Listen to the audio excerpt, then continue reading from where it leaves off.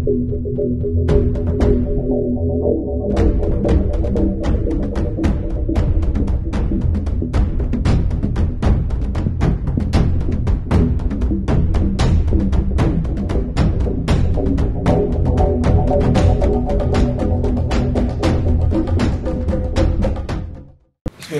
Assalamualaikum warahmatullahi wabarakatuh. Saudara, dengan saya lagi Edi Mulyadi dari Forum News Network NFFNN. Sampai keselibet-libet deh. Anda lihat depan saya, anak muda, setelannya keren, coklat-coklat. Ini warna favorit beliau, tapi warna favorit apa jasa suatunya? Bercanda. Enggak, dia punya jas banyak, saya tahu ada abu-abu yang segala macam. Warnanya sama kebetulan satu lemari gitu. Kami sering tampil bareng, ngamen bareng, tapi ngamennya nggak dapat honor. Ahmad Khozinuddin SH. Wah, dasar sekali.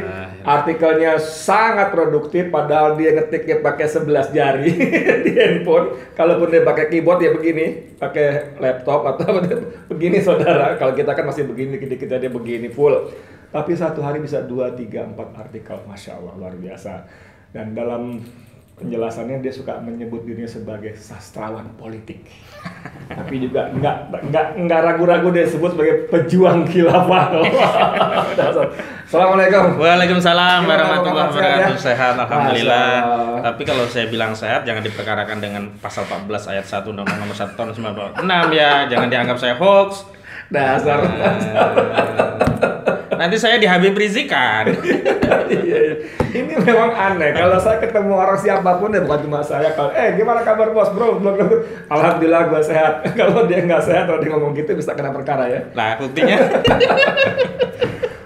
Oke, Bung Ahmad, ini besok ini insya Allah kan Kamis kepada Habib Rizik. Di luar Kamis. Iya Kamis. Kamis ya. Saya salah ngomongnya. Iya Kamis. Aduh, faktor yang bilang-bilang. Gue malu gue kalau dibilang gitu. Apa ya tadi? Oh ya, Kamis ya insya Allah. Insya Allah. Sebelum kita menduga-duga seperti apa vonisnya segala macam, kira-kira bakal seperti apa nih nanti kejadiannya? Suasananya gitu loh. Ya, yang menarik sebenarnya bukan soal tuntutannya ya. Tuntutannya menurut saya bukan hal yang aneh. Tuntutan 6 tahun penjara sebenarnya mengkonfirmasi kriminalisasi memang benar-benar terjadi. Apalagi pasal yang dikenakan bukan terkait tentang protokol kesehatan. Di sini justru tentang apa yang disebut dengan menyebarkan hoax, menyebar kebohongan yang menimbulkan keonaran, begitulah. Kebohongan yang gimana? Nah, itu dianggap tadi kita prologkan. Ditanya sehat gak? Sehat. Begitu muncul tes, karena belum tahu hasil tesnya, positif. Nah, lu bohong.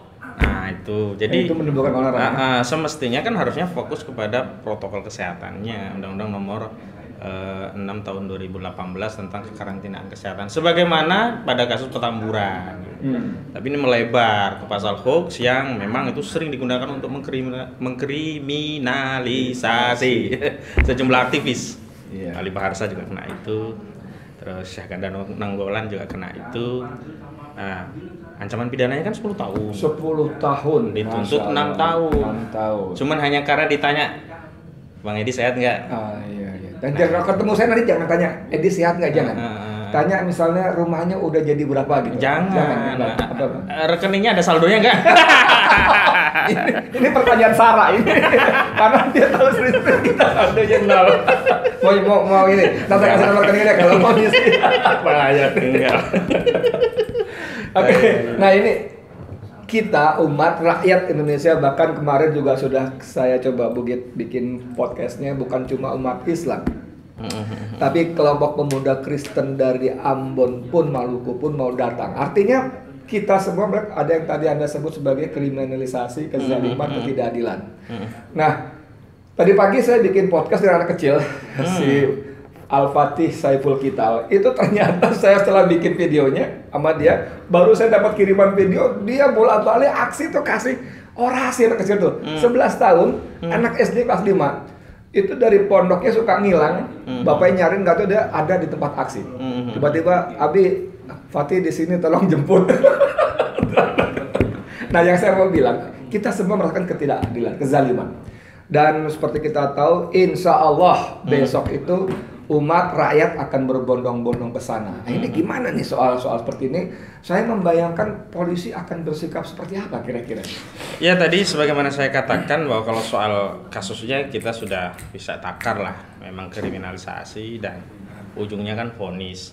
Tapi yang menarik adalah dinamika di sekitar kasus, terutama setelah saudara jaksa penuntut umum mengeluarkan satu statement yang sebenarnya tidak relevan, tidak sepele tapi tidak sepele ya kan? Sesuatu yang dianggap sepele tapi dampaknya menurut saya tidak sepele begitu. Apa itu? Ya soal persoalan yang dianggap IB itu dari mana gelarnya, isapan jempol belaka dan soal dukungan terhadap IB yang kemudian dipersoalkan. Nah ini yang menurut saya semacam menjadi ultimatum atau tantangan lah kepada umat untuk menunjukkan. Tantangan sekaligus provokasi nggak? Ya bisa provokasi juga dari seorang jaksa yang seolah-olah ingin mengetahui berapa sih pengikut lo. Nah begitu. Nah itu yang kemudian tadi ada video dukungan dan sebagainya yang mereka tuh sebenarnya sederhana. Orang yang mencintai, yang pertama yang akan dilakukan oleh dirinya apa? Menyampaikan rasa cintanya. Rasa cintanya. Yang kedua, membuktikan cintanya. Dusta orang mencintai itu tidak ada buktinya. Tidak ada bukti. Minimal apa? Memberikan apresiasi, dukungan, pembelaan. Nah, dalam konteks kasus ini ya, saya menduga kuat umat yang mencintai Habib Muhammad Rizik Syihab itu akan membuktikan cintanya, akan menunjukkan bahwa mereka itu di barisan Habib Muhammad Rizik Syihab. Yang sebelumnya sebenarnya hal ini tidak perlu terjadi karena cinta itu sudah dirasakan. Tapi karena ada tantangan pembuktian cinta, nah maka saya kira besok adalah akan terjadi forum penyampaian cinta dalam bentuk kehadiran pendukungnya di Pengadilan Negeri Jakarta Timur. Aku suka istilahnya forum penyampaian cinta atau sebenarnya gini, forum pembuktian cinta ya. Nah, boleh juga kalau sebagian yang itu dianggap sebagai pengorbanan ya itu pembuktian. Misalkan dari jauh-jauh gitu kan. Tapi kalau yang dekat ya itu anggap saja menyampaikan rasa cintanya lah dengan hadir. Saya di Cengkareng, Jakarta Barat, sidang di Jakarta Timur itu kan membelah Jakarta tuh. Kalau saya datang membuktikan apa menyatakan cinta? Ya subjektivitas itu. Karena jarak itu kadang-kadang pengorbanannya tidak diukur jarak. Ada yang dekat pun pengorbanannya besar. Karena apa misalnya? Misalkan kesulitan dia untuk menempuh perjalanan. Orang yang dengan sanggup atau biaya seadanya kan lebih sulit. Jangan bayangkan yang jauh tapi pesawat des. Dengan yang jalan kaki misalkan dari Ciamis begitu ya. Ciamis itu.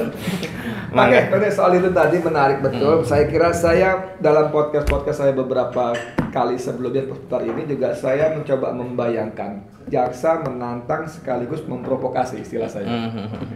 Maka orang merasa tertantang dan provokasi. Enggak, Habib memang enggak kaleng-kaleng kok. Imam besar itu enggak isapan jempol kok. Kami cinta, kami segala macam itu. Nah, ini persoalannya ya. Saya kalau membayangkan, apalagi Habib dalam duplike kemarin itu jelas-jelas menyebut mereka tuh ramzul mahabbah gitu ya, ada kecintaan dan dia khawatir nanti orang-orang yang menjemput dia.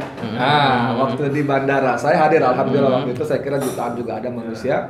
Kemudian apalagi pada aksi-aksi bela Islam yang 7 juta, 13 juta segala macam itu, kalau 10%-nya saja hadir, itu kan angkanya dahsyat bos. 1 juta lebih tuh kalau 10% aja yang datang dari jumlah orang-orang itu kayak apa itu? Nanti suasana pengadilan. Yang pertama saya ingin klarifikasi sekaligus konfirmasi bahwa hadir di pengadilan untuk menyaksikan satu sidang yang terbuka untuk umum adalah satu tindakan yang sah, legal dan konstitusional. Jadi jangan sampai ada narasi gak boleh hadir sidang, gak boleh menghadiri sidang terbuka untuk umum dan sebagainya. Jadi satu sidang yang terbuka untuk umum itu justru mensyaratkan bolehnya diakses oleh publik agar apa? Agar sidang ini putusannya legitimate. Kalau putusannya itu tertutup, tidak boleh dihadiri oleh publik, publik tidak bisa mengakses informasi dari putusan tadi atau prosesnya tadi, ini persidangannya tidak sah, putusannya menjadi batal gitu loh. Jadi apa yang dilakukan para pecinta Habib Rizik Syihab nanti yang hadir dalam persidangan tadi, ya kan, terlepas nanti bisa menjangkau ke area persidangan atau tidak, itu adalah tindakan yang sah, legal dan konstitusional. Jadi saya tidak ingin ada peraturan atau perundangan yang dilanggar. Tidak ada. Saya tidak ingin ada narasi bahwa menghadiri sidang itu ilegal, kemudian ditakut-takuti seperti seorang yang hendak menghadiri satu perbuatan yang tercela atau satu tindakan yang terkategori pidana, itu tidak ada. Iya. Dan yang kedua, selain sah, legal dan konstitusional, di dalamnya kan, nah tadi ada forum pembuktian cinta. Di sana masuk kategori menyatakan pendapat. Saya memiliki pendapat bersama Habib Rizik Syihab. Saya memiliki pendapat, saya mencintai dengan membuktikan hadir, dan forum menyampaikan pendapat itu juga sah, konstitusional, legal, sebagaimana diatur dalam konstitusi kita. Hak menyatakan pendapat itu, saudara, bukan cuma dilindungi oleh undang-undang, tapi oleh konstitusi kita. Undang-undang dasar. Undang-undang dasar 45 yang dianggap cuma satu level di bawah Pancasila. Seluruhnya semuanya harus sesuai mengacu dengan dua yang tadi, Pancasila, Undang-Undang Dasar 45. Dan itu ada di pasal 28 ya. Hak menyatakan berpendapat, berserikat dan sebagainya. Bung, begini.